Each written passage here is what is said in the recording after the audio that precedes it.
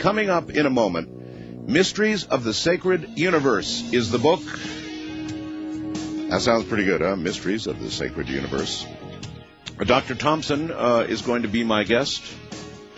I think Dr. Richard L. Thompson, in fact, is a mathematician who received his Ph.D. in probability theory and statistical mechanics from Cornell University in 1974. He has written over 25 academic papers, scripts for several video productions, and several books on science and philosophy, including Vedic Cosmography and Astronomy, Alien Identities, Mechanistic and Non-Mechanistic Science with Michael Cremo, Forbidden Archaeology, he was co-author, and The Hidden History of the Human Race. He also has a number of published works in the field of mathematical biology. But in a moment, for the most part, we're going to talk about Mysteries of the Sacred Universe coming up next. All right, Dr. Thompson, welcome to the program. Well, thank you. It's great to have you. It's hard to even know where to begin. A lot of your work is very technical. You're a mathematician. And a lot of the research is very technical. I guess I would begin by asking you your title, Mysteries of the Sacred Universe. What exactly are the mysteries? Well, what happened is that I was involved in studying an ancient text which describes the universe. And at the first glance, this looks like a mythological description. It talks about the universe in terms of geography. It appears to describe what you could call the flat Earth. But what I found on looking more closely at this ancient document is that it's actually giving a very sophisticated description of the solar system and of a number of other features of which are only known in modern astronomy. So this is somewhat mysterious. I also found that the basic geographical description of cosmology, which is given in the text, is found all over the world. And this is also a bit mysterious in that it indicates that certain ideas were apparently spread all over the world long before Columbus and modern exploration. How much earlier? Well, the traditional date for the text, of course, is something a bit controversial. The text traditionally is dated to be about 3000 BC, and I can tell you a story about that date also. 3000 But BC. in terms of modern accepted scholarship, the text dates back from anything to 1,000 years ago to 2,000 years ago. All of this is leading up to evidence, you feel, for a scientifically advanced civilization in the distant past. How distant? Well, what basically I ran into in studying this text is what you could call a serendipitous discovery. I was looking at the description of this flat Earth, which is in the text, and I found evidence that it contains a map of the solar system. In other words, we all know that long ago people thought the Earth was, in fact, flat. And you thought that's what you were looking at was a description of a flat Earth. Right, that's what it certainly seems to be. I mean, literally it says that. We're dealing with the Earth as a disk. Okay. And it's flat, which is what people supposedly believed long ago, before they had the scientific knowledge that the Earth is a globe. Only you have determined it was not that at all, but rather a description of the universe? Yes, of the solar system. In fact, you see, one interesting thing about the solar system, the planets orbit all in just about the same plane. I'll use the word ecliptic a lot, probably. If you take the Earth as a fixed center point for reference purposes, the Sun seems to go around the Earth in a big orbit. Right. And the plane of that orbit is called the ecliptic. And all of the planets orbit in nearly the same plane. They orbit in planes that are tilted by maybe, let's say, 5 degrees at most. from the ecliptic plane.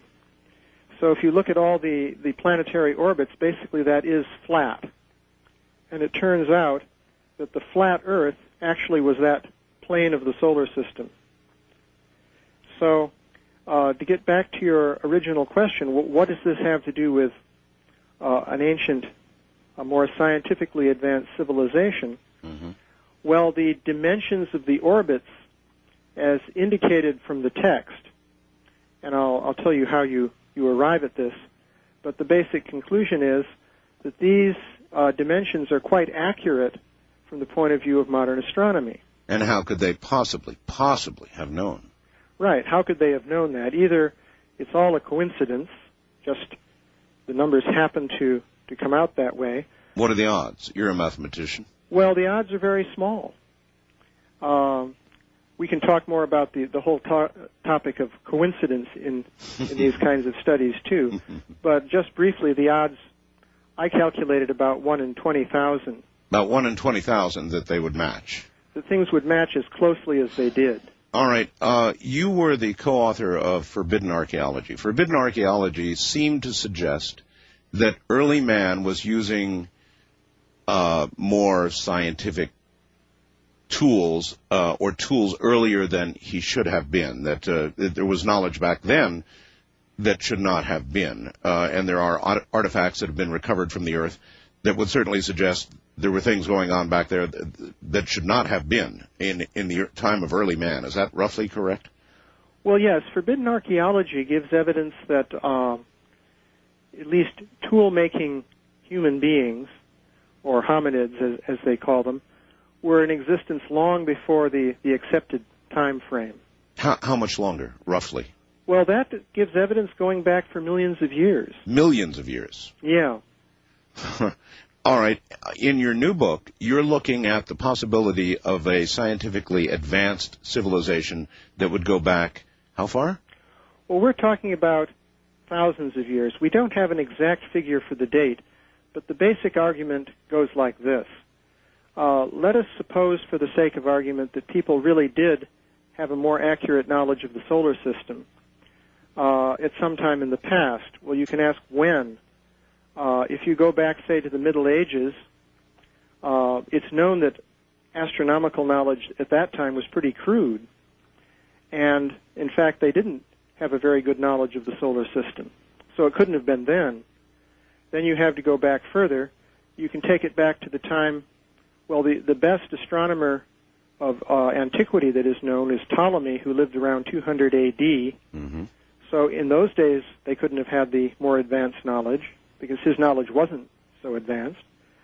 And then supposedly things get more primitive as you go back to the early Greeks and so on. Right. We can trace things back, let's say, to the Babylonian astronomy. You go back to around 700 B.C. or so with that, and that was pretty crude. Mm-hmm. So you have to go back to an earlier time in order to find a period in which the more advanced knowledge could have been known. How much earlier? I mean, here we're already talking about long before Christ. Yeah. Well, the indications that I found would put it back around 3000 B.C., or let's say 2500 B.C.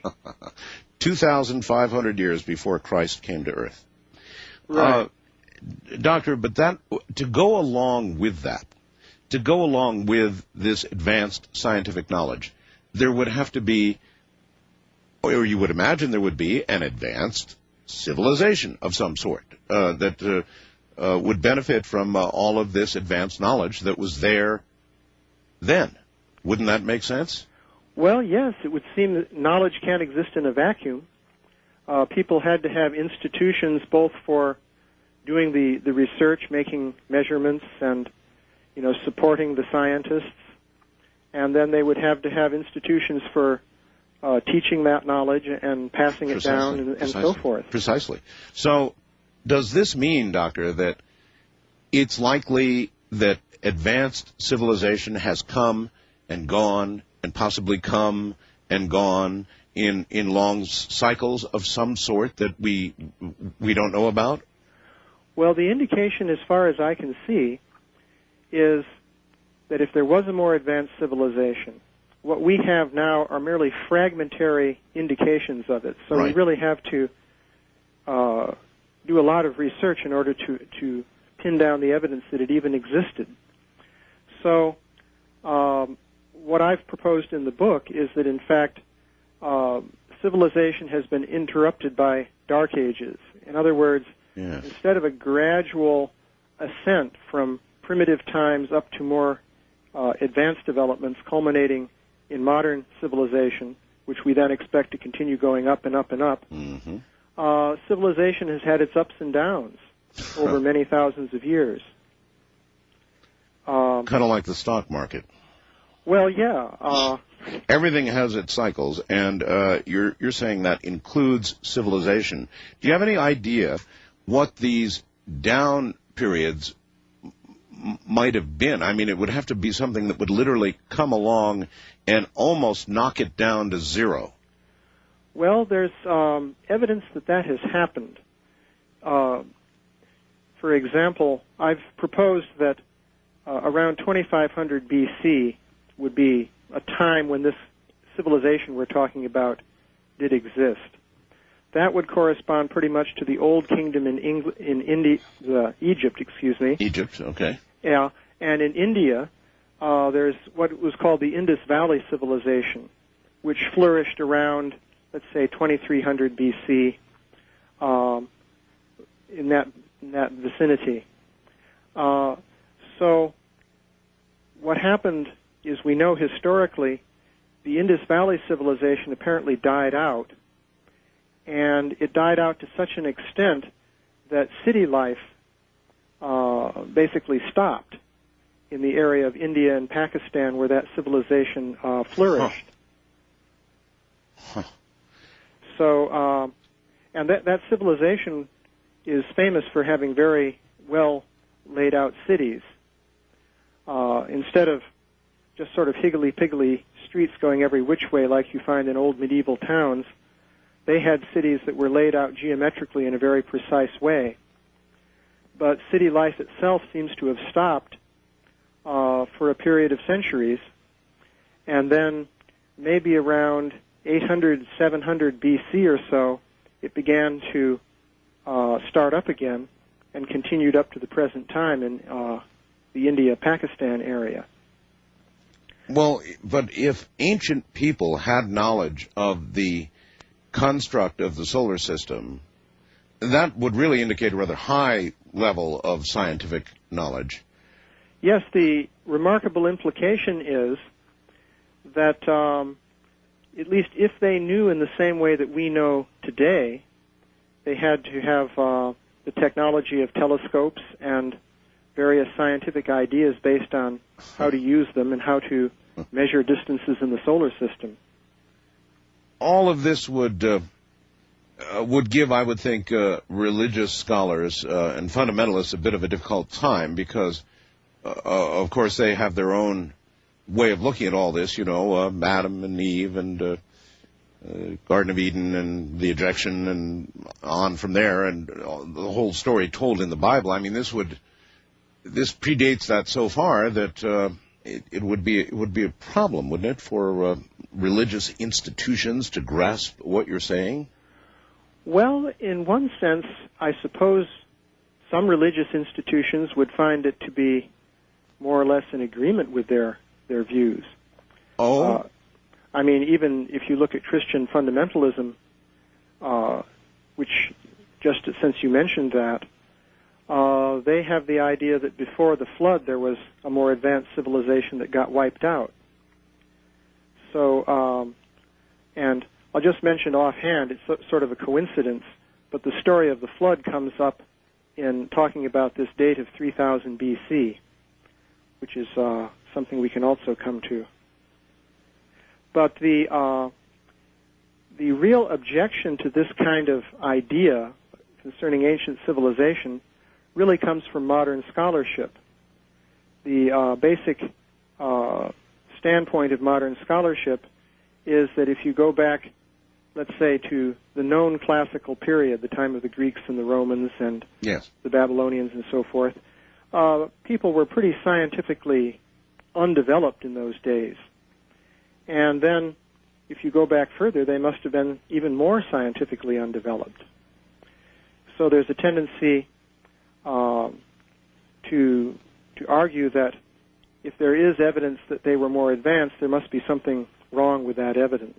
So it argues it's like forbidden archaeology. Then it's the scientists who would be most upset if they had to come to terms with what you believe to be true. Yes, basically. And there are political factors involved in this, too. In forbidden archaeology, we introduced the concept of the knowledge filter, which is that knowledge that disagrees with the predominant paradigm tends to get filtered out. Right. So we're dealing with something similar in this case. And from a political standpoint, one of the motives behind the filtering process in this case is the tension between the cultures of the East, India and so forth, and of the West.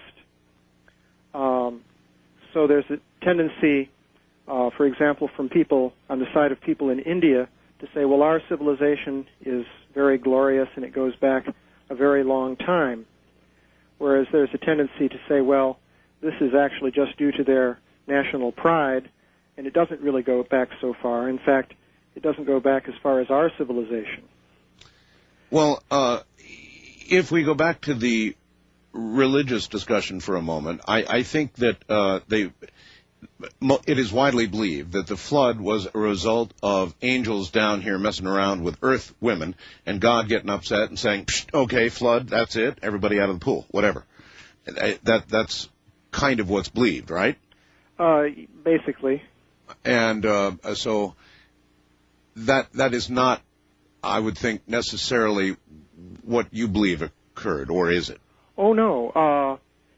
As for the cause of this Dark Age period that I mentioned, yes. Mm-hmm. I'm not really saying anything about what that cause was. As far as I'm aware, perhaps the most likely argument for it is climactic.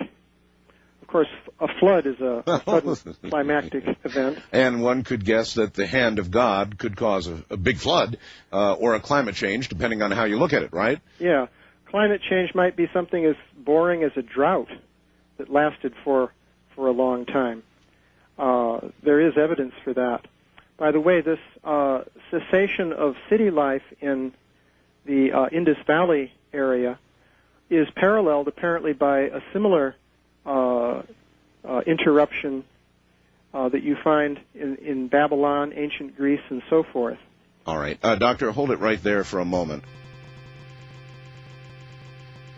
Dr. Richard L. Thompson is my guest, and we're talking about his brand new book, and we're going to keep talking about it for as long as we can keep Dr. Thompson here. He may not be with us too long tonight, but I want to get in as much as I can. This is so intriguing. So, Doctor, you think it might have been a vast climate change, the biblical flood, whatever you want to call it, something that occurred that just knocked everybody back? Well, we're not sure how a flood comes into it. We know that people in ancient times were rather preoccupied with the idea of a flood. As for climate change, you'll find many scholars have argued that, in fact, there were periods of very intense drought in which civilization just couldn't keep going because the agricultural base was lost. And there goes no food. No food. People had to revert to a nomadic way of life. So there's evidence for that.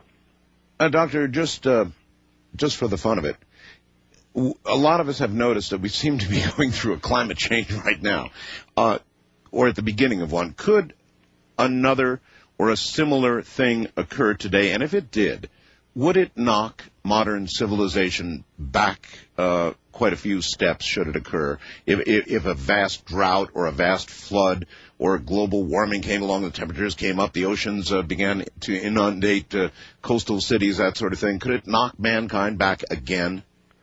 Well, presumably it could. That's just... That's what I thought. All right. How convincing is the evidence that supports your contention here? Well, there's a lot of interlocking evidence. The evidence that I'm focusing on is mostly quantitative. It's a matter of numbers.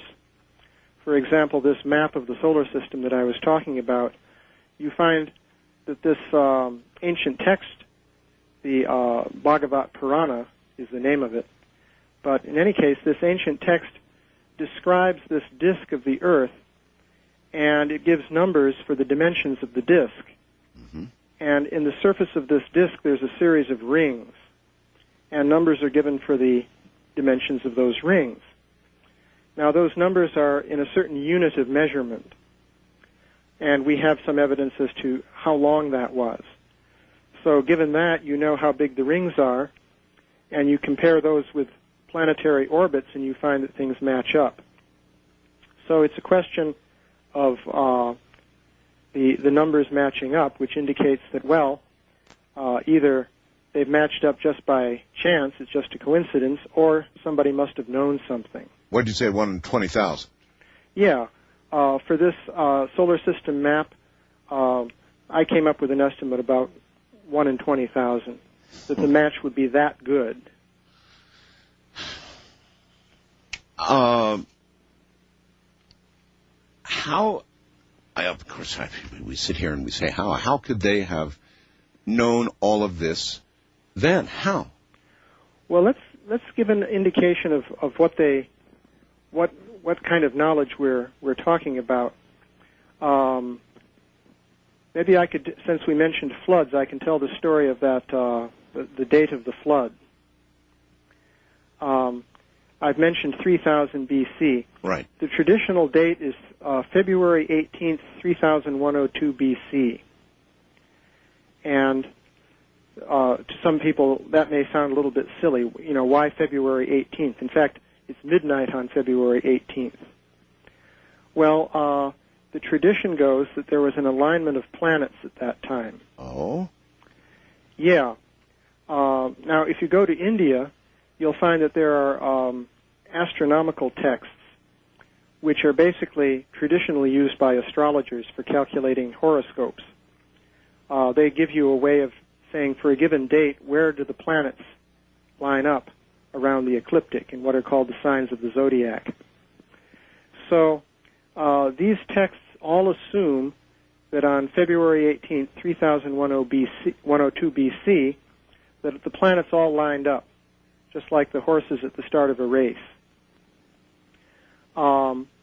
Now, is that confirmed by astronomers? In other words, you can mathematically back up, I would presume, almost forever, can you not, and move the planets in reverse with a computer until you get to 3102 BC, February 18th, right? Right. And, in fact, if you do that, you find that all the planets were, in fact, aligned on that date? Well, you don't. But you find a thing that's equally interesting. What you find is they were as closely lined up on that date as they ever get. Okay, well, that's good enough. As closely lined up as they ever get. Yeah, well, you see, the interesting thing is the planets, at least if you run back the positions of the planets for thousands of years, like I did it for the span of time from 4000 BC up to 2000 AD, 6,000-year period, right, using a modern computer program for calculating the positions of the planets. Gotcha. And I looked at how closely the planets line up. Well, they never line up exactly during that entire time. Probably they never do exactly. But if you look at how close they lined up at that date and ask how many other dates there were in which they lined up equally closely or even more so, in that entire period, going day by day, there was only 2 other dates in which they lined up that closely. The reason I ask about this is because we had a planetary alignment. I can't remember how long ago it was. Everybody ran down to Sedona and chanted and everything. But the reason I'm asking is because nothing really happened then, or maybe it did, and we all didn't recognize it. I have no idea, but astronomers generally will tell us that it's all silliness, that planets lining up virtually means absolutely nothing. The gravitational influences are so weak that to imagine any effect from the planets simply lining up is ludicrous. A lot of astronomers will say that. Yes. What do you think? Well, that may be true or may not. Or may not. In one sense, it's not quite relevant to the question we're facing here. What we do know is that in ancient times, people attached a lot of significance to planetary alignments. Yes. Now, whether they were right in doing so or not is another question. Well, if in fact they had a giant flood, 3102 before Christ, 3,102 years before Christ, February 18th, then you can imagine they would begin to attach a significance to it. Well, perhaps that's how the traditions came up. But you see, the interesting thing is the significance of this date. As I say, if you look at a modern calculation, taking into account the planets and which were, considered to be part of this alignment, you find that that date is right on the nose to the day for one of the closest alignments of planets to occur in an entire 6,000-year period. Huh. And you might ask, well, okay, how did that tradition come about? Well, we know that that date was talked about as far back as 500 AD. There's a famous astronomer named Aryabhata who talked about that date, for example, and that's when he lived. So in 500 AD, what did they know about astronomy? You see, I calculated backwards using a modern computer program. Right. But what could they do in 500 AD? So not that. Not that, for sure. Well, the question is, well, how did they arrive at that date? Now, there's a standard story of how they did it. Now, interesting thing, if you go to Oxford University in around the late Middle Ages, you'll find that that very same date was given as the date for the flood. So maybe the astronomers are correct, and there is no effect from the planets lining up. However, to the people who experienced the synchronicity of the planets lining up and the flood occurring, that could be how it all began, and that could be why we're all concerned about when the planets line up today. Yeah, well, what the scholarly assessment of this is that what was happening, they trace all this back to Persia in a couple centuries BC or so. And they say that there were astronomers in Persia who wanted to know when the flood occurred. They were concerned about that. Mm-hmm. And they believed that the flood was caused by some alignment of planets. So the story goes that they were calculating backwards, trying to find when all the planets lined up, because that would tell them when the flood was. So the idea is that they looked at conjunctions of Jupiter and Saturn. That's where Jupiter and Saturn line up. That happens about every 20 years. Mm-hmm. And they were going back by 20-year jumps, checking the other planets to see when everything lined up. Right. And that's how they arrived at the date. Well, the interesting thing about that story is that if you use the parameters that we have historically for how long it takes a planet to go around once in its orbit, you do find an alignment at that date. In fact, you find an exact alignment. But how did that come about? The parameters, of course, had errors in them. That is, we're talking about the parameters that they used back around 2,000 years ago, roughly speaking. Sure. So those parameters had errors. So the errors just happened to point to an alignment on that date. But if you look at errors of the size that they had in those parameters, and you go back to 3000 BC or so, you're going to be off by plus or minus a couple of years. But they hit this best alignment date right to the day, which means the chance of doing that would be 1 in, a couple of times 365. It'd be very unlikely that they would hit that exact date. It sure would. So the indication is that the reason their parameters point to that date is not that they were taking their crude parameters and working backwards, but that they already had that date and they adjusted their parameters to fit it.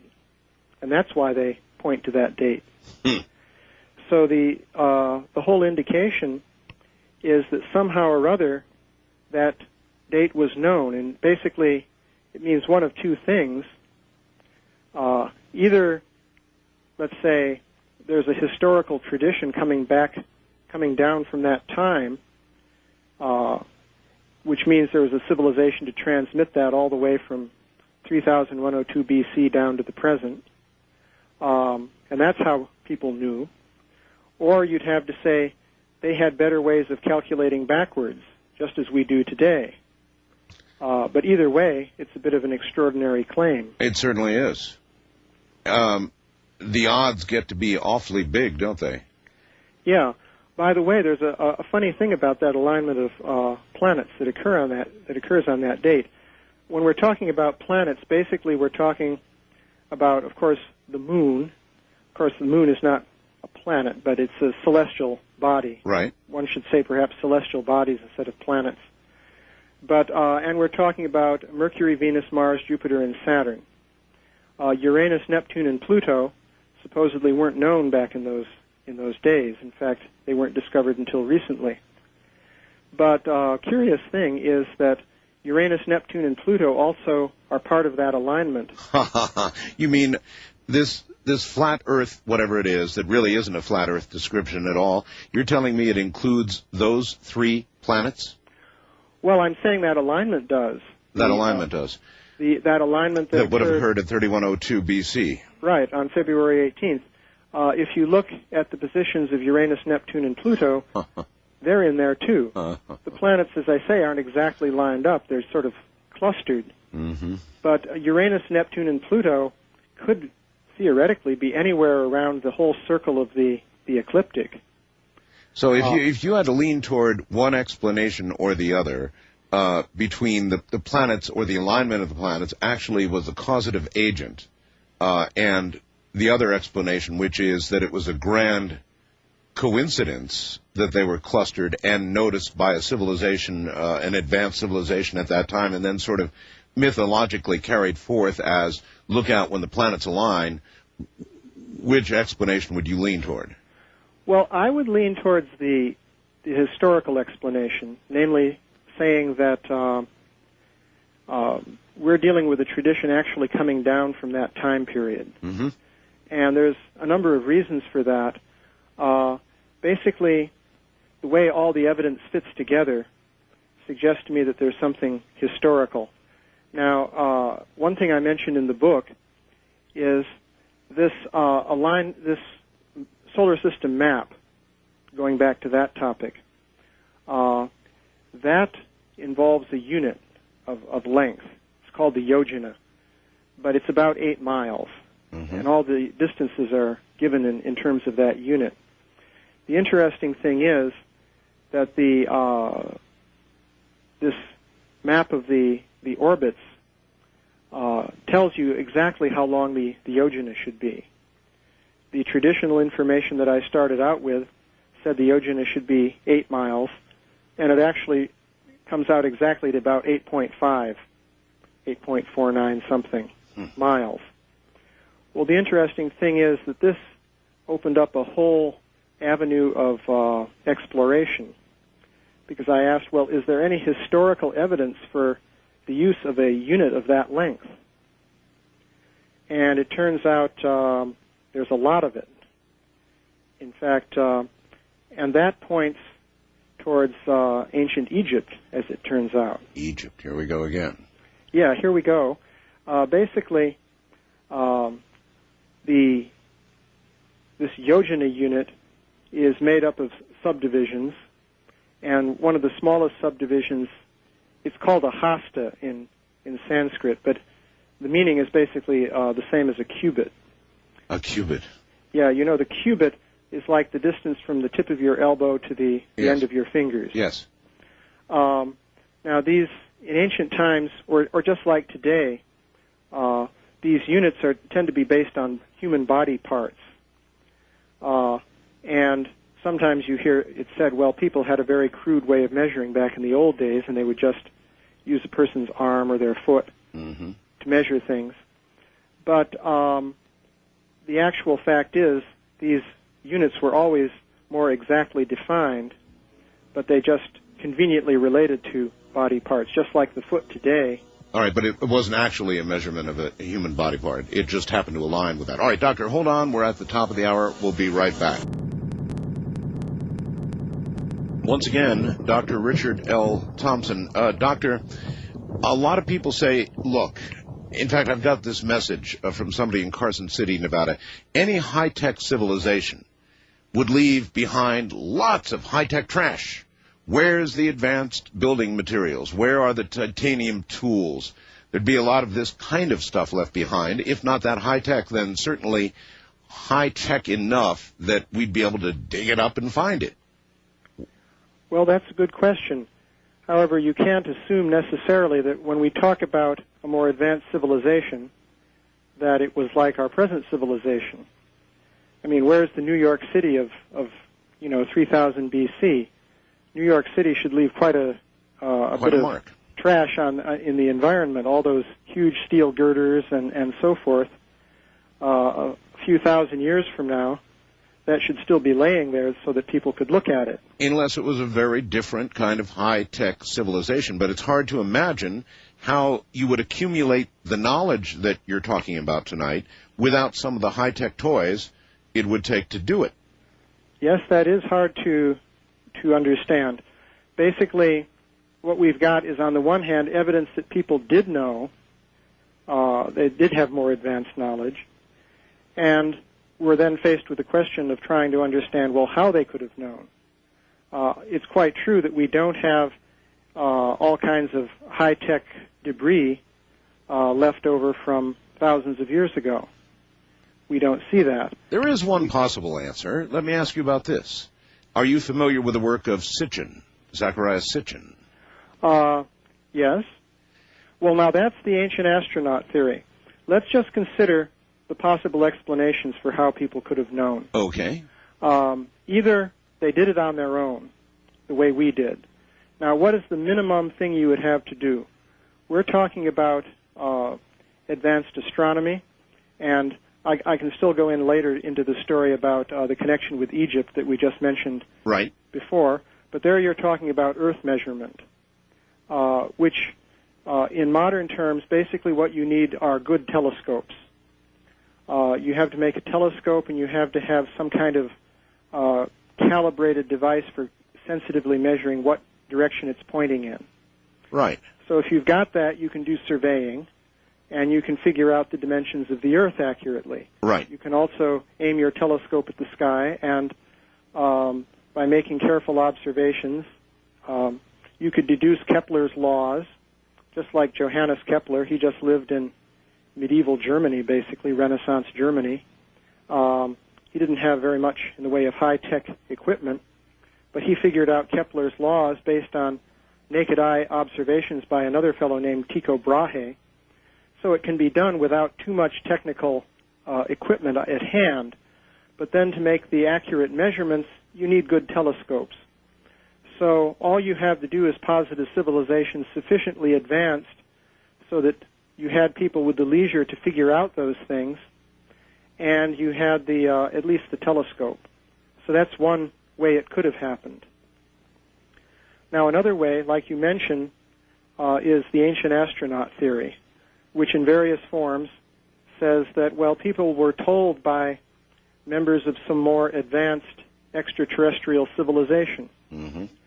Now, that theory, you can sort of shift that in different directions. You can either shift it in the direction of a material extraterrestrial civilization with spaceships, like in science fiction and so forth, and yes. that gets you into the whole UFO topic and so on. Right.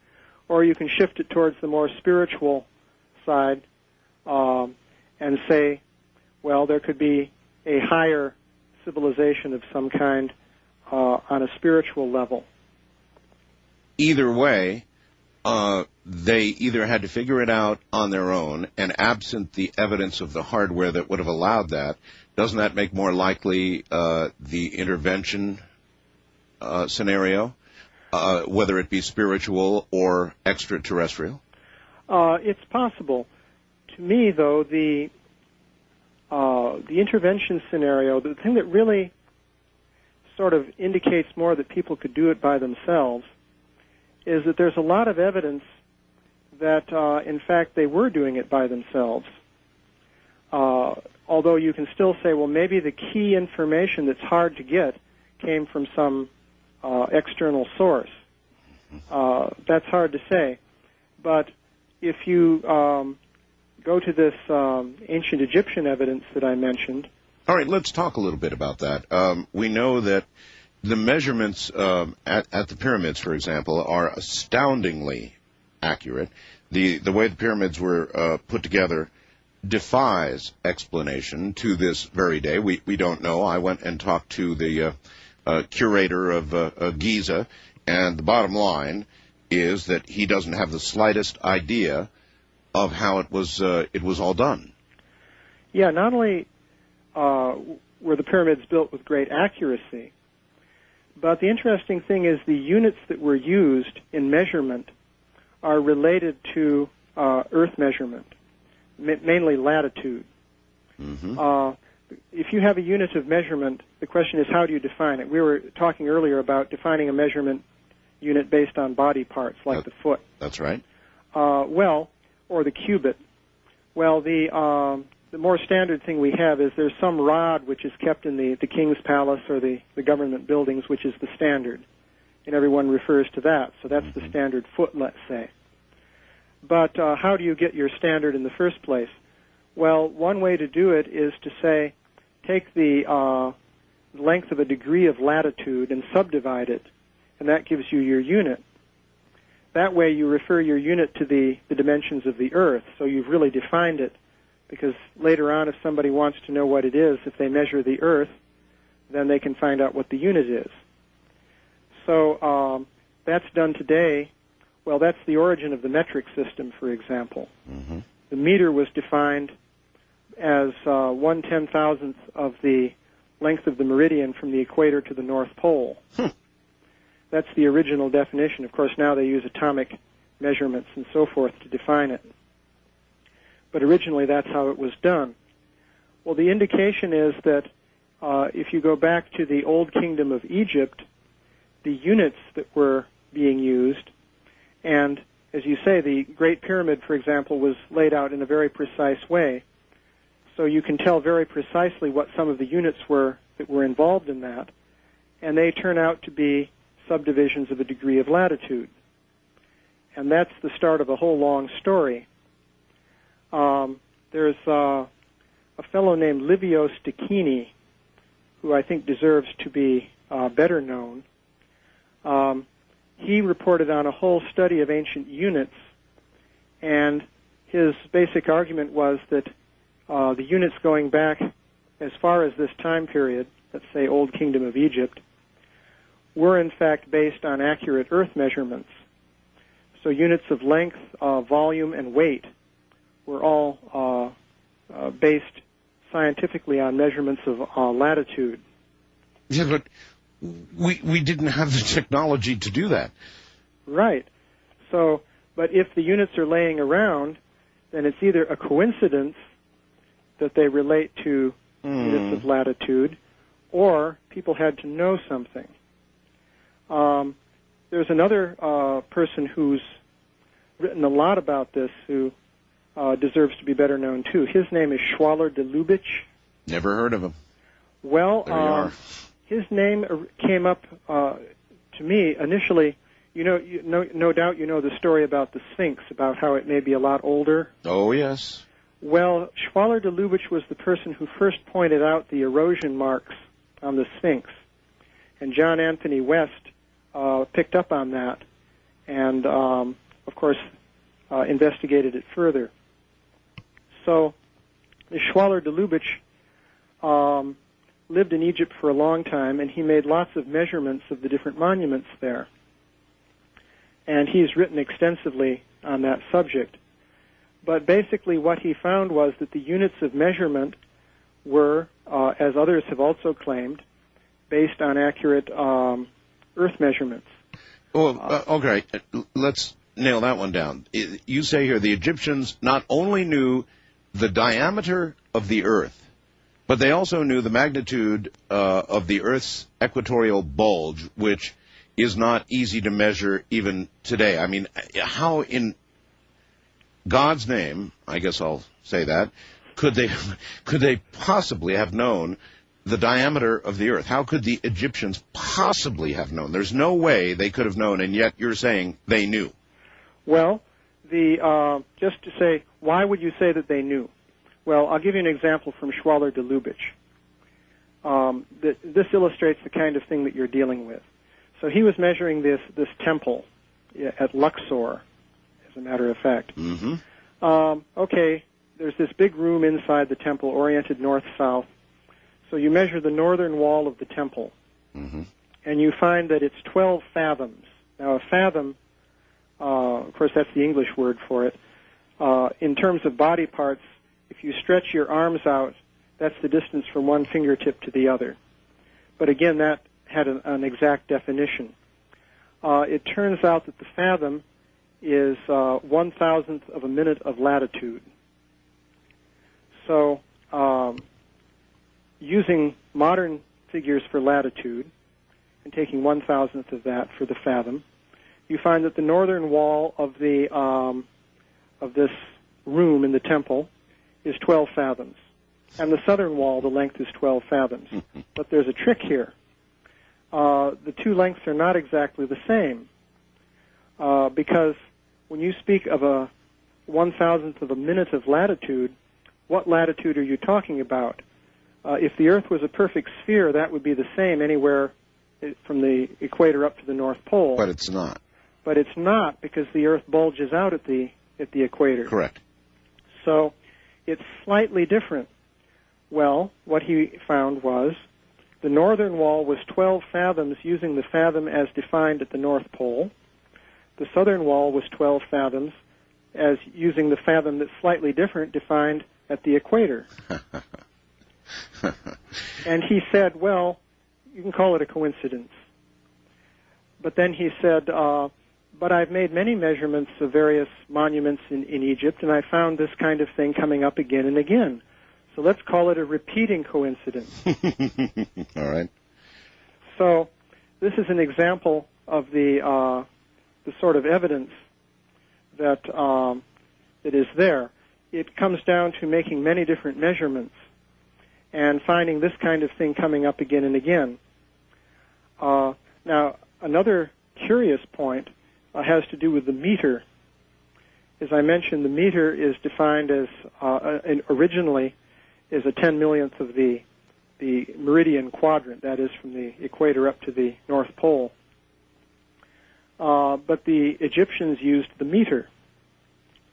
And, well, how accurately did they use it? Well, again, he based this on measurements of different buildings.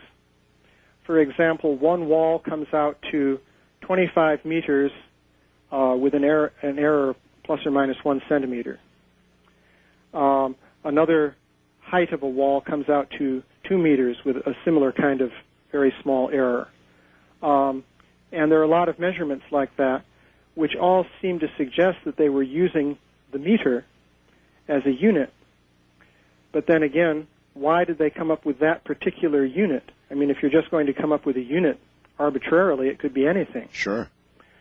So, but that unit is defined in terms of measurements of latitude.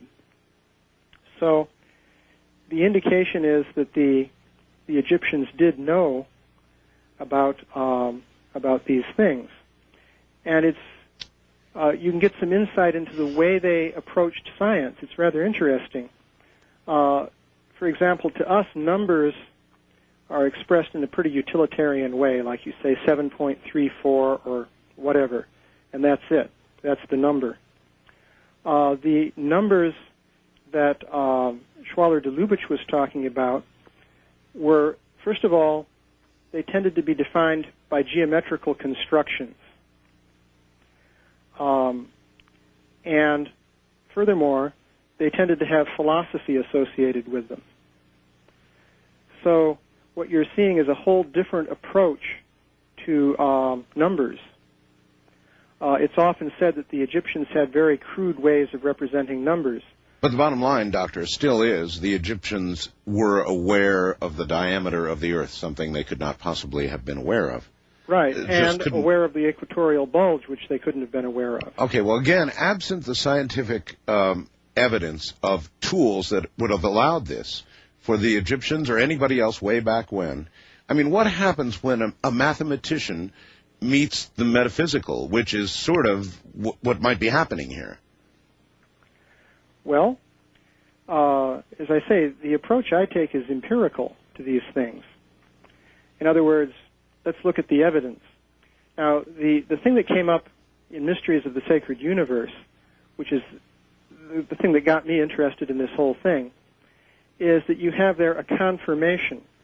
In other words, if you go to Egypt and you find evidence that they could measure latitude accurately and so forth, yes. Okay, that's one thing.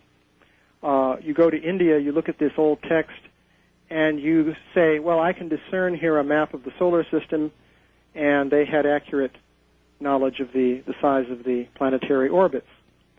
But then you find that those two things mesh perfectly. In other words, the way they mesh is this unit called the yojana and the different subdivisions called hastas, or what we use the word cubits. They completely match units that were being used in Egypt. So you have... That's just, it's not possible, though. It's not possible. Right. I mean, they weren't communicating, they weren't traveling. It just is not possible. Well, they must have been traveling.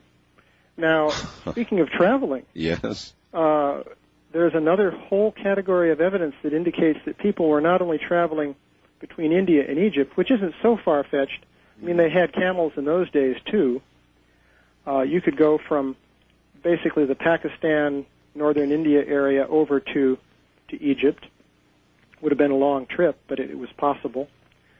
But there's indication of transoceanic travel also involved with this ancient cosmological system. I can tell you that story briefly.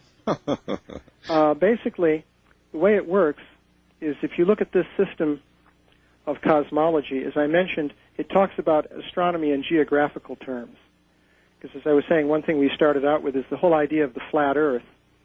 This cosmology has a flat Earth, but it turns out to be the solar system. Right.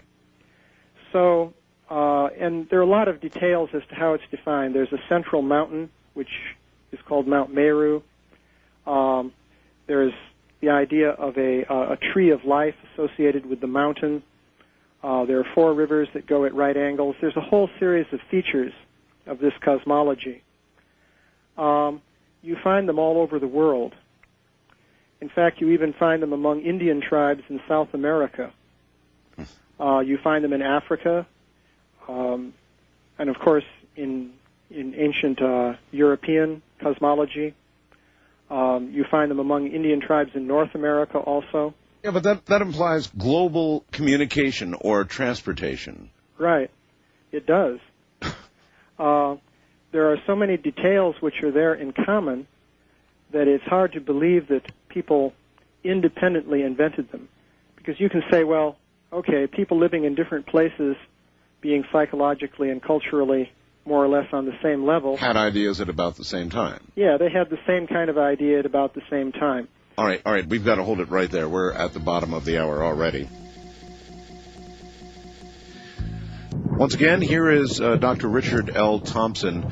Ben in Indianapolis, Indiana writes, Doctor, if all this is true, then where are the global communication satellites? They'd have needed them for global communications. Global communications is necessary for a global society, which you're describing. Did they rust in space? Well, if you look at the British... Are you there? Oh, yes. Yeah. If you look at the British Empire, you'll see, well, they didn't really need communication satellites to run that. You know, the sun never set on it back in the 19th century, and they were using ships, and sometimes it took, years to, say, go from London to Australia. Absolutely true. But look back a little further, say, to 3102 BC. or even anywhere near that date, they didn't. At least we didn't think they had ships to do that kind of traveling and communication. We don't think so. Let me just give you a simple example of that cultural evidence from around the world that I was mentioning. Mm-hmm. Take the Sioux Indians, for example, who live up in the Dakota area. Now, in this cosmological system from India, there's also a chronology of what's called yuga cycles. Basically, the idea is there are 4 periods of time in the history of the Earth, and one goes through a cycle in which these repeat. And the story from India is that the first of these periods, things are very nice. It's like a golden age. In fact, the Greek idea of the golden age, silver, bronze, and iron, corresponds to this. So the Indian story is that the bull of dharma, or religious virtue, loses one leg during each successive period.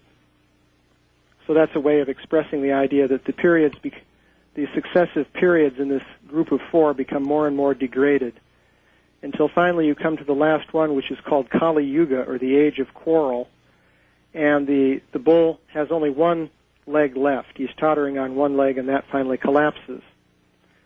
So you go to the Sioux Indians, living in the plains of America.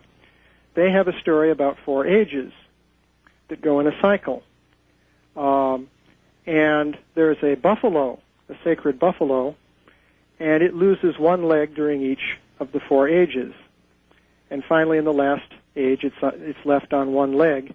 And when that finally collapses, there is, oddly enough, a flood, and the whole cycle starts over again. Mm-hmm. So the parallel is pretty close. So that would seem to indicate that somehow or other the same tradition wound up there in North America, in this Indian tribe that was there in India. And, of course, the connection is there with Greece. So you see evidence that somehow people did get around. Well, okay, but how? Well, But how? Somehow they got around, or information got around.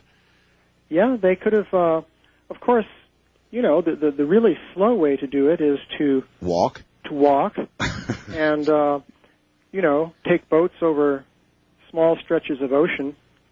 In a way, it's not so surprising.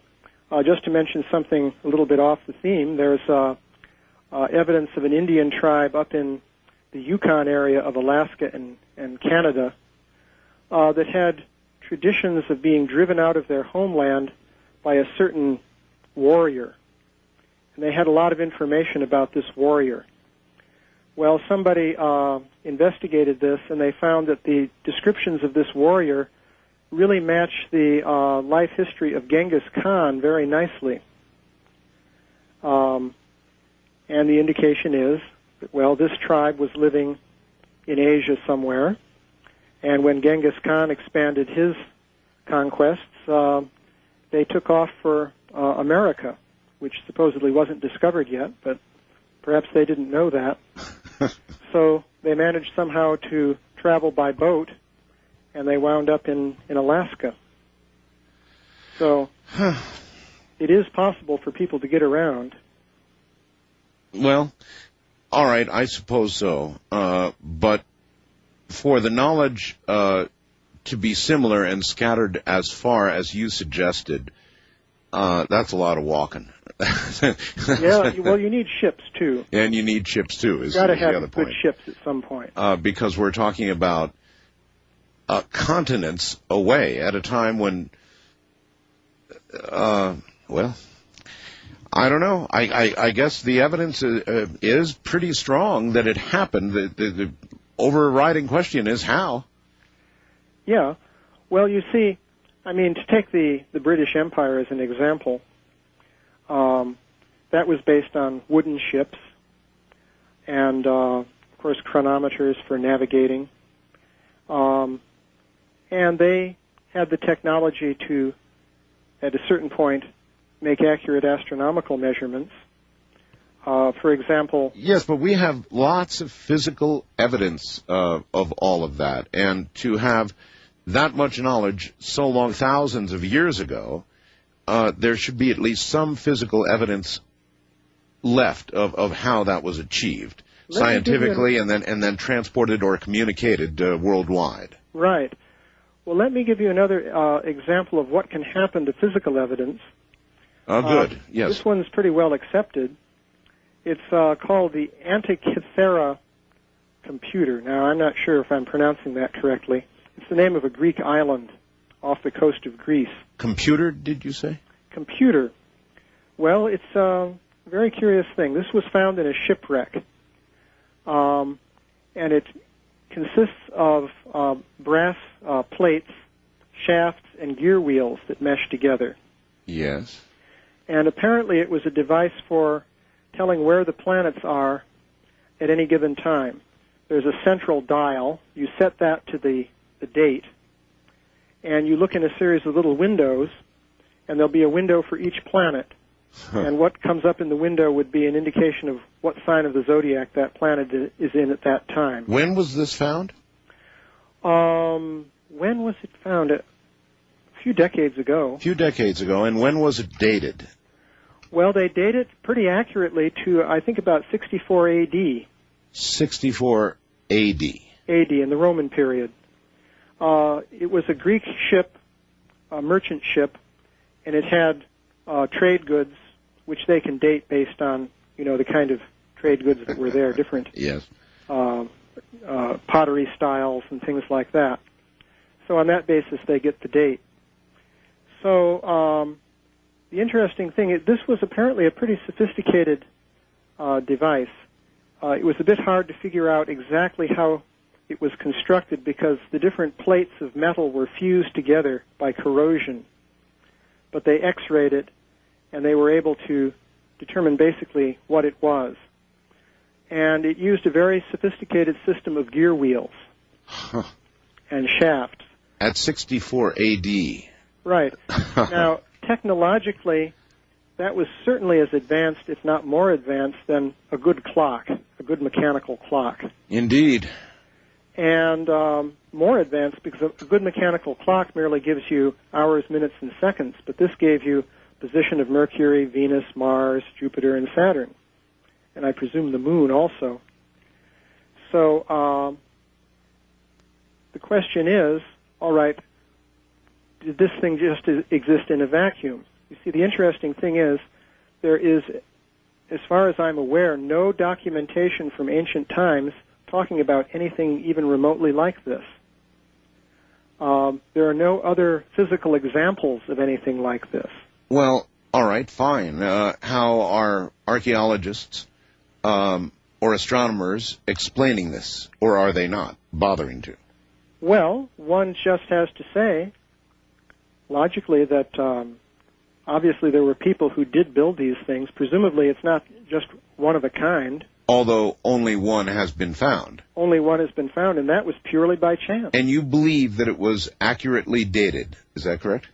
I have no reason to doubt the date. Uh-huh. I mean, that's pretty standard conventional dating based on the goods in the ship. So, yeah, the date is pretty clear. The fact that it's one of a kind is, that's factual. So what one has to infer is there must have been some body of knowledge involved, first of all, in the theory of how the thing works, and secondly, in the technology of how you actually do that with gear wheels to make a machine like that. And there must have been a market for it, too. Mm-hmm. In other words... It was on the way to go somewhere. It was going somewhere. And we know, of course, why people would have been interested, because astrology was very important in ancient times. And yes, so indeed. people had a reason for having a machine like that. It would certainly make it easy. You just set the dial and you have your horoscope. So, in any case, but apart from that one example, all the evidence has disappeared, including any reference to such a thing.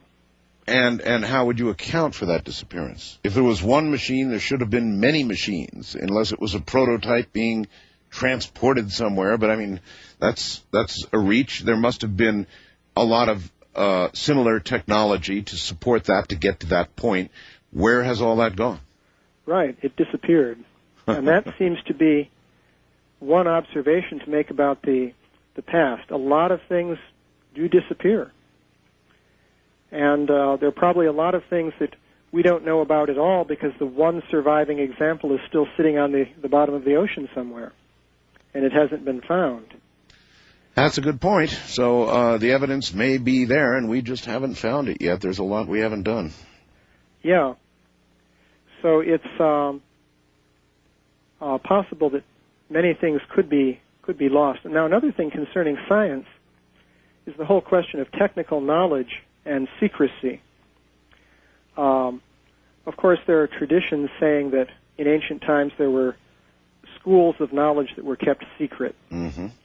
And the fact is a lot of scholars will tend to basically criticize that idea, saying, well, that's a very likely story. You're not one of them, I take it. Well, the point I'd like to make about secrecy, two things. One is there are traditions of secrecy and knowledge. I know in India, if you look at the astronomical texts, you'll find actual statements in them saying that this is only to be taught to, a student of the guru who has been That's right. Loyally serving for so and so many years and so forth. Absolutely. In other words, the knowledge was restrained. It wasn't just let out. Well, Doctor, if human behavior is something of a constant, I mean, we're still doing that today. Yeah. So, no surprise there. I guess then you're right. It could have been knowledge that was passed down to an elite few for literally thousands of years. That's quite possible. And then the other point is that technical knowledge tends to be an open secret, simply because it's so technical. It's not easy to assimilate. How many people really want to get into all the technical details of how you measure an orbit? Not too many, but you have to do that to begin to make the claims that you've made here. Right. You need some small elite, as you say, school of scientists. It wouldn't have to be a large number of people. And then the danger is that if it's a very small group, and then there's a disruption of the society, then that knowledge can be lost. Now, some things have changed, Doctor, because a mathematician talking about the things that you're talking about now, just a very few hundred years ago, would have been, roped up on a stake and burned. So times are better. Well, yeah. That is good. I mean, it really, that's absolutely true. You could not have talked this sort of heresy with regard to everything we thought we knew was right, which now may all be wrong, without getting yourself killed. No, and now we have outlets for talking about it, such as your show. We do. That's true. Although it's been a little strange here lately, frankly. But yes, we do have outlets to talk about this sort of thing. So what you really are saying is that everything we thought might be true about how man progressed might be all wet, all wrong. Well, there might be a few things to learn about it. Let me mention another far-out story. Sure. This has to do with robots. Robots? Robots. Automata. Well, there's, of course, in modern times we have a science fiction, genre having to do with robots. Yes. And we don't have very many real examples. No, we don't. We have not come as far with robotics as we were supposed to have by this time. Right. Mm-hmm. So, interesting thing is if you go to medieval India, go back to, say, 1100 A.D., yes, there was a very flourishing science fiction literature then about robots. Was there really? Yeah. Quite detailed. I mean, at least as imaginative as Isaac Asimov and so forth. Really? So, yeah, there were novels in which robots figured. There was even one novel in which it was postulated that there was a whole city in which all the people were robots. There was no actual live person in the city, but there were all these people going about their business, but they were all machines. My. Well, going further, the literature contains some references to machines that could have been built. You see, just like you have, on the one hand, science fiction, where the claims tend to get pretty wild, like robots that can actually talk and think and so forth. But without the technology, at least the basic technology to imagine such things, how they had no reference point from which to imagine such things, even in science fiction. Yeah, well, that's where you get to this other aspect of the literature. You see, there's a lot of literature about automata in the palaces of kings. Now, just to give you an example, one is an automatic door opener. It's sort of an automatic door opener. Pardon me? An automatic door opener, I said? I repeated what you said. I'm sorry. I couldn't help it. It's sort of like what you have in supermarkets. Well, the way this one worked, but this is plausible. You could see how someone could build it. How did it work? Well, you walk towards the door. Yes. And your weight presses on a slab, which opens a valve. Then hydraulically, this figure of a guard, which is powered hydraulically, yes, some mechanism, reaches over and opens the door for you. Yeah. Are you saying that existed, or you theorize it existed? All I'm saying is it's described. It's described, so it probably existed. That's incredible. Well, I can see how, given a clever person and given the funding the king would have, yes, you could build something like that. Work me up an automatic door opener. Right. Listen, Doctor, we're at the top of the hour, and I can give you a choice to stay on, or I know you had a limited amount of time, so I'll let you make the choice. Well, I could stay on for a bit. Okay. Then in that case, when we come back, I would like to open the lines after I finish thinking about an automatic door opener and let some people ask questions. How would that be? Okay. All right. Stay right there. Once again, Dr. Richard L. Thompson, we're going to go to the phone shortly, but Doctor, a few things occurred to me as we were thinking about how, culture or science of a certain period might be erased. I was watching TV the other day, and I was watching, I'm sure you saw, the Taliban in Afghanistan taking two gigantic statues of Buddha, gigantic things built into the side of mountains, and blowing the hell out of them with dynamite or whatever they used. Just absolutely destroying every artifact in Afghanistan that they thought would be some sort of false idol. I mean, just destroying it, erasing history. And it's enough to cry about. It's like, why didn't they burn some books while they were at it? Then, or you can go back not all that far and recall Mao's Cultural Revolution, where everybody with eyeglasses was shot, and anybody who was thought to be smart or have knowledge was killed. And then go back and look at what the Germans were up to. And so, really humanity's been doing this for a long, long time, and one can imagine there were some pretty sick periods in humanity's history where we decided we were going to erase something we didn't like, right?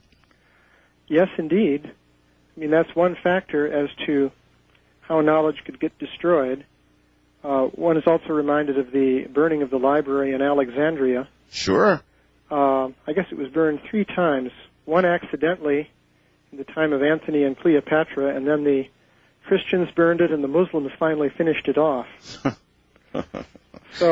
And that library contained a vast number of ancient documents.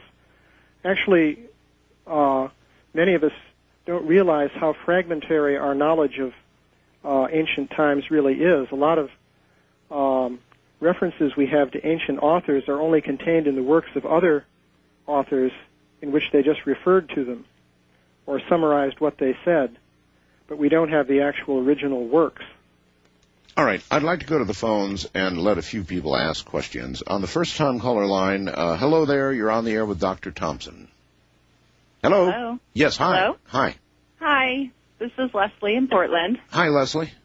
I just want I read a lot about Egypt. I'm really interested in that, ancient Egypt. And I do know they found a couple of boats buried there that are about, 143 feet, I believe, long. Anyways, I've read a little bit, and I've heard that they would actually be seaworthy. The prows are high enough, and they could actually be sailed on the sea. So I thought that might, kind of go along with what you were saying about how the information is spread out so far. Doctor? Yes, quite possibly. There's certainly evidence that people did have seafaring boats at a fairly early time in history. Mm-hmm. There are the Phoenicians, for example. It's pretty... of course, this is still controversial from a scholarly point of view, but there's a substantial amount of evidence indicating that the Phoenicians visited the New World. There are Phoenician inscriptions. For example, there's the Paraiba stone, the Phoenician inscription in Brazil, and so forth. So in ancient times, people probably were able to cross the various oceans.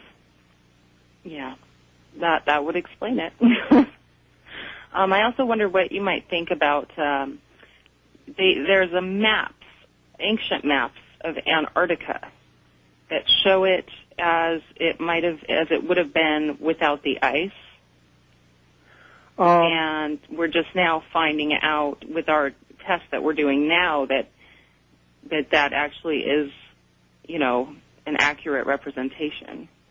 Well, there's a whole story there about ancient maps. There was a fellow named Charles Hapgood who wrote a book called Maps of the Ancient Sea Kings. And he talks about that one. I think you're referring to probably the Piri-Reis map. Yes. Which was, Piri-Reis was a Turkish admiral in the Ottoman Empire back, I think it would be about the Renaissance period. But Hapgood analyzed that map, and he found that a section of the coastline corresponded to Antarctica. Then again, there's another map by a Renaissance mapmaker named Phineas, I believe, which shows a southern continent which has, coincidentally perhaps, pretty much roughly the shape of Antarctica, except that it's rotated. It's not in the same orientation. Right. So that's interesting evidence. Actually, in Hapgood's book, the most amazing thing that struck me had to do with what he called what are called the Portolano maps of the Mediterranean Sea.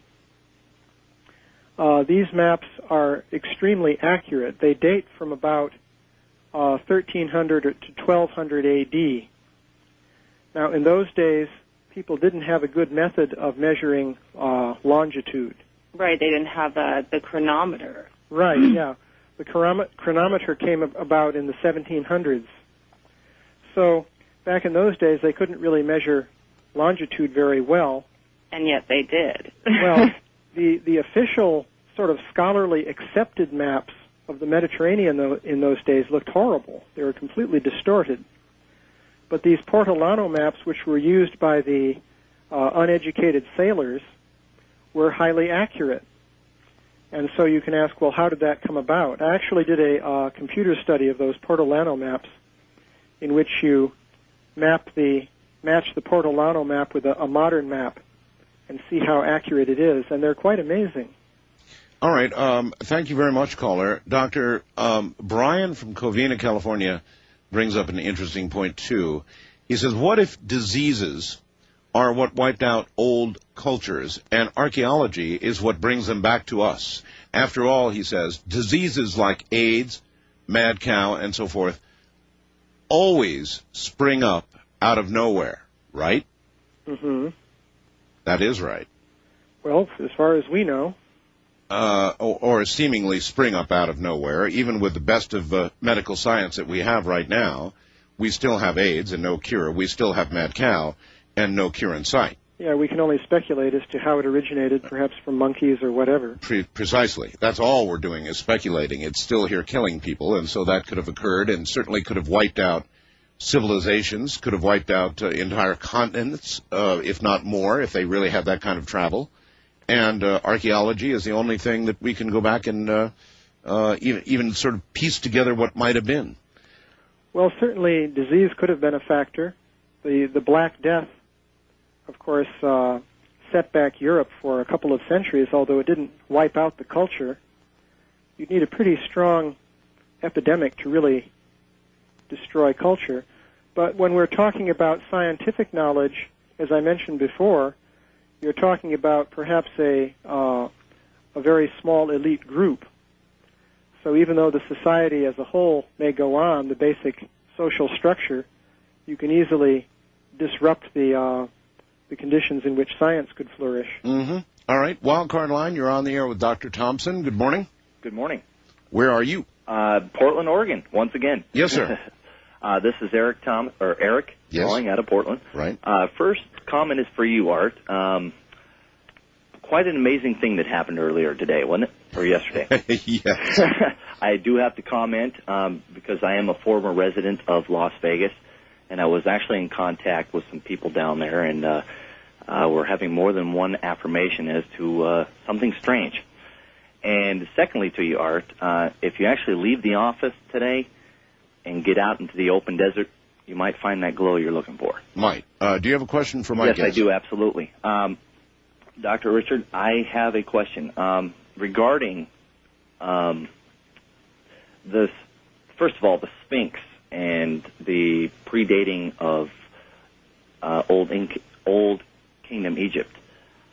Frankly, funny thing is that you had an earlier caller, which Art, I think, is a very good colleague of yours, Richard C. Hoagland, that made quite a few references to backdating Old Kingdom Egypt and the Sphinx as well to prior to the flood, which was, according to carbon dating, which carbon dating is not really a good theory for basis of anything anymore, but quite frankly, that the erosion of the Sphinx had to have come from water that had settled within the region that couldn't happen anywhere before the flood, which would make the Sphinx far more backdated than 3000 BC. Secondly, quite frankly, in relation to cultures visiting this earth, we'd have to look to Sidonia and kind of wondering, maybe is it planetoid visitors from Sidonia that actually came to this earth. Simply put, were we simply spawns of Martian civilization? All right. I don't know. Were we spawns of Martian civilization or of some other alien civilization? It's one possibility, right, Doctor? Well, let's see. To respond to those two questions, first of all, regarding the Sphinx. Now, as I understand it, the story there is that the Sphinx has on its backside erosion marks of the kind that would be produced by flowing water. I saw them in person, yes. Yeah, as opposed to the kind of erosion marks produced by wind-blown sand. That's right. Which has a different appearance. That's right. So, and a geologist, let's see, as I mentioned, Schwaller de Lubitsch first noted this, and then John Anthony West followed up on it. Mm-hmm. And he got a geologist whose name I forget at the moment from Boston University, who confirmed that this really does seem to be what any geologist would call effects of water erosion. And, of course, the point is that this is a desert region, and the last time that it rained there would have been in what was called the pluvial period toward the end of the last ice age, at which time the Sahara Desert region would have been well watered and with flourishing vegetation and so forth. So the indication was, well, the Sphinx must date back that far if it has these erosion marks, because where could the water come from? Is there another answer? That's the basic answer as far as I'm aware. It seems to push the Sphinx back. Now, the conventional dating dates the Sphinx, I seem to recall, to Khufu or Chephren. I forget, one of those pharaohs associated with the pyramids. But the link there is a little bit circumstantial. So it may be that this pharaoh merely renovated the Sphinx instead of actually building it in the first place. So that could be a much older monument. So there are indications there of the culture going back a lot further than is thought. Actually, the curious thing is the Old Kingdom of Egypt, the dynasties of the pharaohs and so forth, are dated back to 3100 BC. That's when the pre-dynastic period ended and the dynastic period began, which is a date we've come up with in another context also. But in any case, going to the second point concerning you could call the ancient astronauts theory. Right. The idea that we've gotten information from some extraterrestrials or something like that. Let me just give you a perspective on that that's a little bit different from, I think, what is usually described. All right. I was mentioning the literature about the automata. Well, one aspect of this literature is that it talks about flying machines. Flying machines? Yeah. Called Vimanas. That's the name for them. Well, it turns out just as there's medieval literature about robots, which is pretty clearly fictional, plus some evidence of robots like that door opener, which you could build, and which a king might, like to have in his palace, just as, for ostentation and so on. If not his garage door. Right, for his chariot. Yeah. So also there's literature on flying machines. With stories involving the flying machine. The young couple elopes and they take off in the airplane, basically. There are stories like that. Now, see, I always thought it was Orville Wright and company. Right. Well, this predates that by a bit. A bit. Certainly the literature is there, whether they actually built such things or not. Well, is there anything in literature that describes something that would be aerodynamically sound, that could fly, or is it more descriptive of something that would have a system that we don't even understand today to achieve? Well, curiously enough, there are two categories of flying machine accounts. Now, one of them, quite frankly, sounds like the modern-day UFO reports. Right. Something that flies in a way that we don't understand.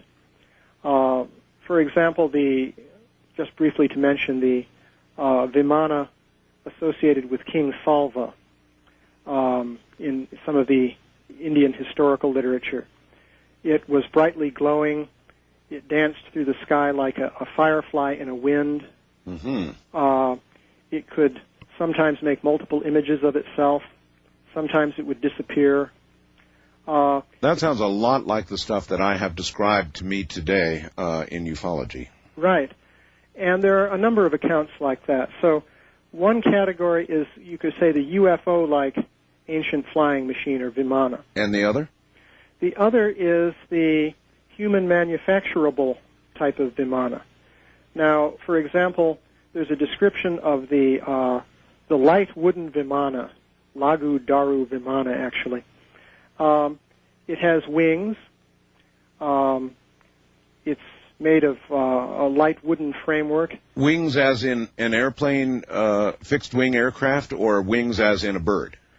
Well, the description, it may sound like a bird or a fixed-wing aircraft. It's a little bit ambiguous. But wooden wings. Wooden wings. That much we know. And it's said to be powered by something involving heating mercury in a vessel.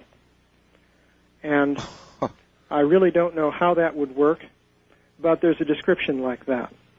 And furthermore, whatever this propulsion device was, it made a lot of noise because there's the story that one would use this to sort of swoop down over war elephants and make them stampede because of the very loud noise that it made.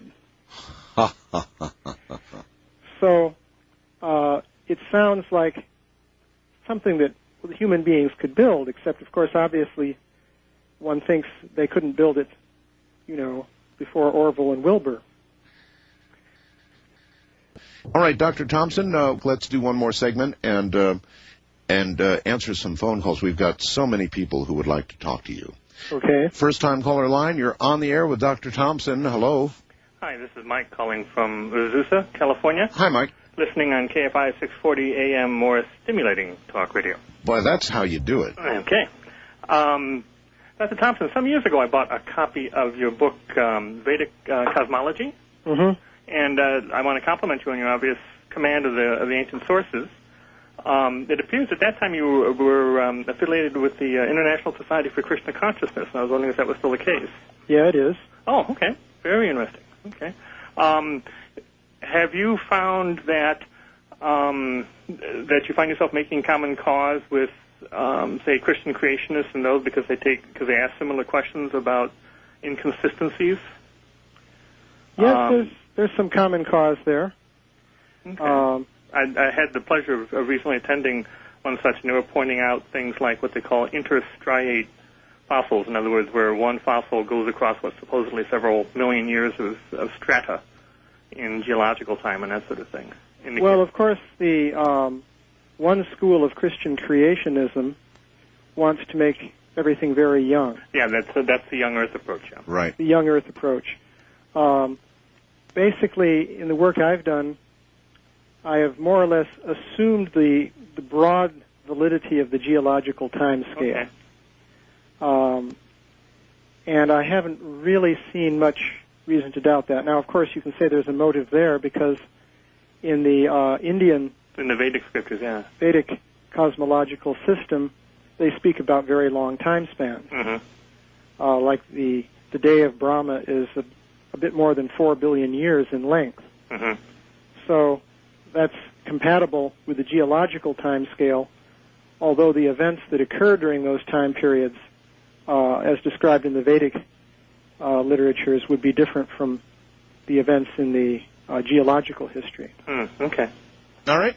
Thank you. Thank you. Wildcard line, you are on the air with Dr. Thompson. Good morning.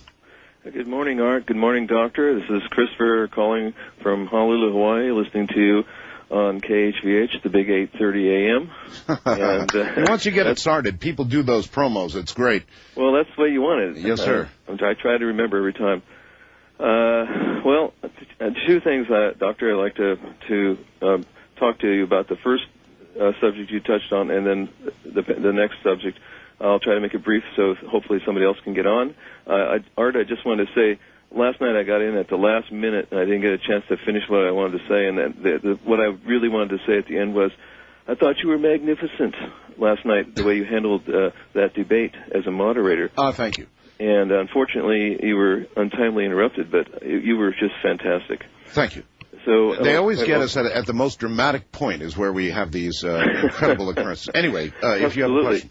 Okay, well, as far as the planets affecting, the changes on the Earth, the only thing I'd like to point out, scientists for some time now have had a real fixation on astrology, like it's some kind of, bad boy, and they've divorced themselves from it, and now they're persecuting it the way they themselves were persecuted a few hundred years ago by religion. Unfortunately, they're overlooking data that's right under their nose. Astrophysicists have recently discovered planets around other stars by the effect those planets have on the stars, causing them to wobble. That effect is generated by gravity wave. gravity, what they used to call the weak force. The other thing I might point out about that is that we have black holes in the center of all our galaxies, apparently. And those black holes are sucking in whole galaxies. And it's not because the galaxies are falling into the holes, it's because they generate a gravity wave.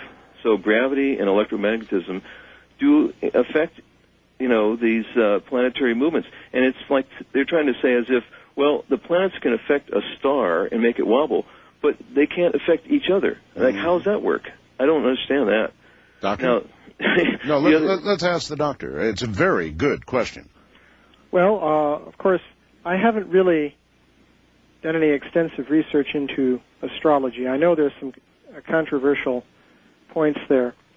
People will argue that if you calculate the gravitational effect of, say, the planet Jupiter on a human body, you get a very, very tiny quantity. Of course, even if there is some effect, it doesn't necessarily have to be gravitational. It could be something else. So it's really an empirical question.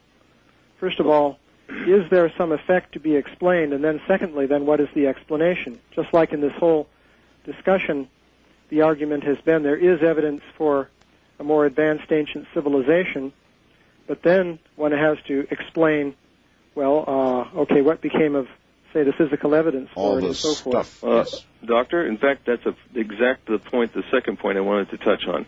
And I'll try to make it real brief, and then I'll get off and listen. If we've had so many Earth upheavals, okay, and I can tell you right now, you mentioned earlier about, the big iron beams or, steel beams and girders from the skyscrapers and whatnot. They wouldn't last very long if an ice age came along and giant glaciers ground them into nothing. But even if you leave steel girders out in 20 or 30 years, they're already rusting away to nothingness. The only thing that would be left would be the big concrete foundations. And that's what we see of these ancient civilizations. We see huge, like the big block of Baalbek and these giant, inexplicable foundations of what we assume were pyramids, or maybe they were skyscrapers for all we know. But the fact of the matter is there's not much left. And even if our civilization stopped today because of something, the people who are surviving in the jungles of Borneo, South America, and Africa are living precisely the way they've lived for the past 500,000 years. They haven't been touched by these changes. So that's the point I like to make, is that we're too arrogant. We think that our civilization, if we have satellites, that makes us special. But, hey, mirrors falling on our head right now. And if there were satellites up there 10,000 years ago, you think they're still orbiting when gravity's pulling them inexorably in? So that's my point, and I'll bid you good night again. All right. Thank you very much. It's actually a point well taken. There could, he just raised a pretty good point. There could have been satellites orbiting the Earth, and they would have long since crashed back and burned up. Yeah, they would have crashed. Yeah, well, the mention of Baalbek is interesting. There you have extremely large stone blocks. Let me see. I forget the dimensions exactly, but I think no one has technology today to move those around, especially through somewhat rugged terrain, which they have there. And yet they did that, and who knows what they supported. Right. As he pointed out, we don't know, and it would have been long since gone. Yeah. All kinds of things could have disappeared. All right. East of the Rockies, you're on the air with Dr. Thompson. Good morning. Hello? Hello? Yes. Oh, okay. Hi, I'm calling from Miami. Yes, sir. I had a couple of questions, actually. As far as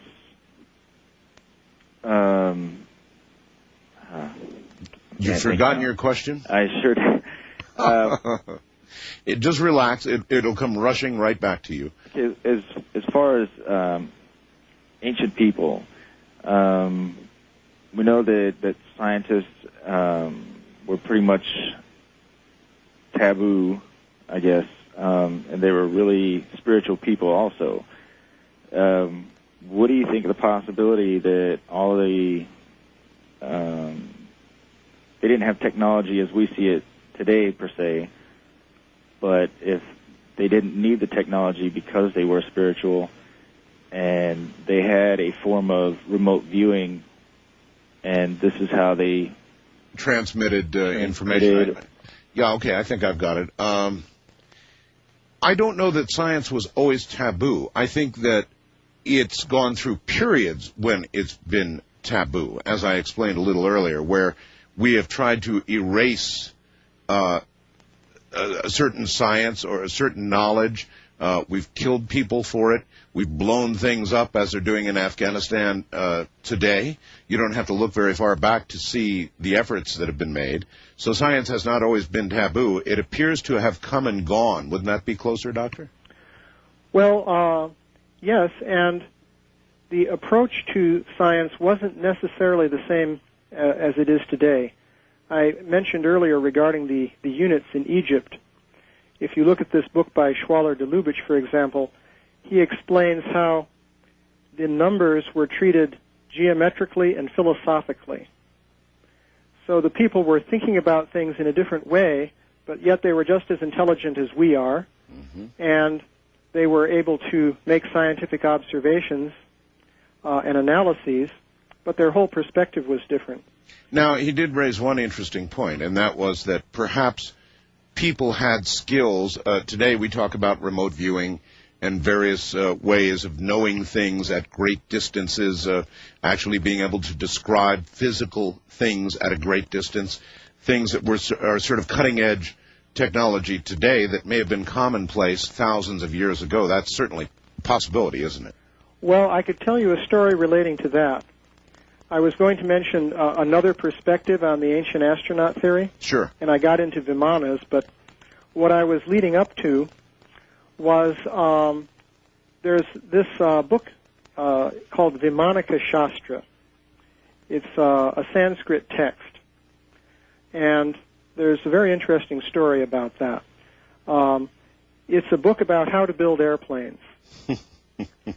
Now, if you read this in English translation, it sounds pretty lurid and fantastic, like, some science fiction.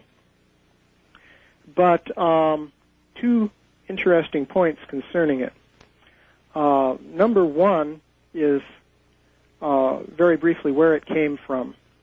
The story is this was transmitted psychically. This relates to what you're saying about remote viewing. Here we go, sure. Yeah. What happened was there was this guy, Subbaraya Shastri, who was a fairly ignorant village boy in India, no education particularly. And the story goes that a yogi cured him of smallpox. He was nearly dying of it. Mm-hmm. The yogi cured him, and he stayed with the yogi for about a year. And at a certain point, the yogi, the story goes, asked him, "Well, young man, what do you want to do in life?" And he said, "Well, I would like to be known as a very famous, learned person. But I want to know the material scriptures, not the spiritual scriptures, because so many people know the spiritual scriptures, but I want to know the material texts from ancient times." So the yogi supposedly said, "Well, okay, so be it." Well, anyway, the story goes that Subbaraya Shastri came back into regular society, and he would go into a kind of trance state and start speaking Sanskrit at a normal conversational pace without any pauses, a language he had not studied, and it's a very difficult language at that. And some people would write down what he was saying. Well, he recited whole texts, and one of them is this Vimanas Shastra, and we at least know it's a fact that he did recite that. The text exists. It's written not only in Sanskrit, but a very archaic Sanskrit. It would be like writing in Old English or something like that. So that's one part of the story. Now, the other part is, in India, I met a man who'd been investigating Vimanas Shastra. He tried to translate it. He said the English translation that exists now is practically worthless. You can forget about it. Mm-hmm. But he said in the text there are descriptions of how to make certain metal alloys which were to be used in building the Vimanas. Oh, boy. And he went to great efforts to translate them correctly. And he had to look up in very old, obscure books to find out the meanings of some of the words. But he was successful. And he said he went to a laboratory. He's an engineer by profession. Went to a laboratory and had these alloys made in the lab according to the instructions of what you do. Yes. And in fact, alloys were produced that corresponded to the descriptions in the text. And not only that, they had unique properties. And in fact, he was trying to get patents for them. I'll just mention one of the properties. There's one alloy which was used to make the Vimana invisible. Invisible? Yeah. Well, he had this made. It's a metal alloy which it turns out it absorbs light very strongly. You could shine a laser at it and practically no light reflects back. It's a sort of stealth technology. I was going to say, kind of like the F-117 technology. Yeah. So this is rather interesting. So, okay, the story then is you have this guy coming out of nowhere, reciting all this stuff, which sounds totally fantastic. And then an engineer studies it, translates it, finds formulas for alloys that really work and give, metals that have unusual properties as described in the text. So yeah, that sends chills down my spine, actually, to listen to that. So, you might say the most obvious face value interpretation would be that there exists another dimension or level at which knowledge is being pursued, and this fellow tapped into it through the arrangement of this yogi. Which could be said to be psychic ability or remote viewing or, whatever you want to, whatever stamp you want to put on it. Yeah, I guess channeling would be probably the most likely word. Because people do that sometimes. There's so many channeled books. A person will sit down and start talking and produce this long piece of writing, which is a bit difficult to explain. I've always been very suspicious of channeling. Well, rightly so. You don't know where it's coming from. Is it the subconscious, or what is it? So the interesting thing about this case, and of course it can be various things. It doesn't have to be the same thing in all cases. But in this case, the unusual thing was, first of all, he was speaking in Sanskrit, which wasn't a language that he normally knew. Second of all, it turned out to be archaic Sanskrit. So even if he had secretly gone to college to study Sanskrit so as to fake people out, how did he learn all this archaic stuff? Utterly impossible. You'd have to say, well, he thought, I'll really fake them out, so then he did a really deep study to learn all kinds of archaic language. Doctor, we are coming to the end of the hour. Where is your book available? Well, we have a website, sacreduniverse.com. The book is available there, and apart from that, bookstores like Borders Books, Amazon.com. All the usual suspects. Yeah. Bookstores, Amazon, website. We've got a link on our website to yours. It has really, really been a pleasure to have you here tonight.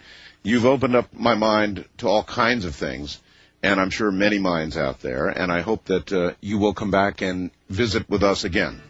Okay, well, thank you. Doctor, thank you, and good night. Yep, night. Good night. Dr. Richard L. Thompson, and that should have opened up your mind a little bit. Brother, robots, automatic door openers, computers. Somehow we've all done it before, and I guess we're all destined to do it again. I'm Art Bell, and this is Coast to Coast AM. Wildcard line, you're on the air. Hi. This is Nick of Mar Vista. Hi, Nick. And I want to mention a metal alloy. It's actually a carbon alloy that could revolutionize the world. It's been quietly entering our products, and it is not as much publicized as you would think it would be. And I want to bring it to his awareness because I mentioned that super alloy that was in the Shastra book. Yes. What alloy are you talking about? It's the nanotubes. It's carbon nanotubes. It's harder, more heat resistance, and more dense than any other known material known to man. It's getting into our light bulbs, into our computer displays. It's got current capacities like some of those cyclotrons and so on. And who knows if this will introduce quantum mechanical effects into computing and do some pretty exotic stuff in time. It's just started. The first products are just now coming out in Japan, Korea, and it's been in the science magazines, like Science Today and so on. You see blurbs about it once in a while. Right. And it says that the light bulbs last for many thousands of hours, and it's based on carbon. It's the hardest substance known to man, and also can conduct hundreds of times more heat than regular systems. So the most fascinating thing is that it eliminates copper wiring.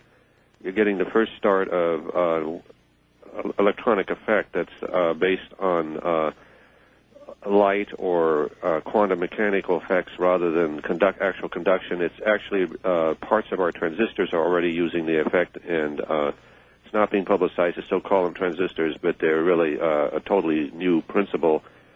It emits pure electrons, just like lasers emit light. Who's doing most of the work with it now? The Japanese? Stanford is doing a lot of the work. Stanford? Georgia Institute of Technology. Samsung is putting out products very similar to the way GE put out incandescent lights, 75 years ago. So this has no relationship to, for example, the Philips bulbs that last thousands of hours? I don't believe so. That's not mentioned in this. Separate technology, all right. But it's been going on since 1995. Rice University did the initial research, but now they're getting delivery systems, like at Harvard and Stanford, where they can actually embed this in conventional circuitry, and probably in time, even a lot of that's going to fall by the wayside. You're going to see the quantum computer come out of this, I think.